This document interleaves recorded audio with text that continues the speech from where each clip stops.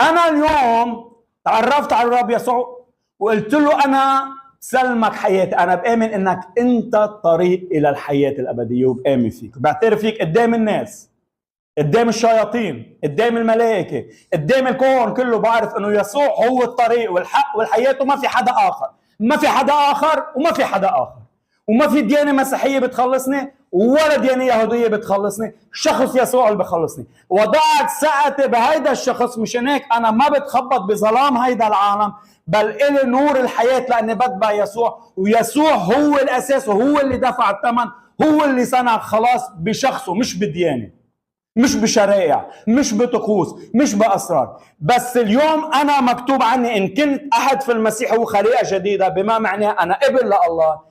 قال إذا أنا ابن لله يسوع حياتي. الكتاب المقدس بيقول لك مش تيجي تسلك بالطقوس المسيحية، اسلك في الرب.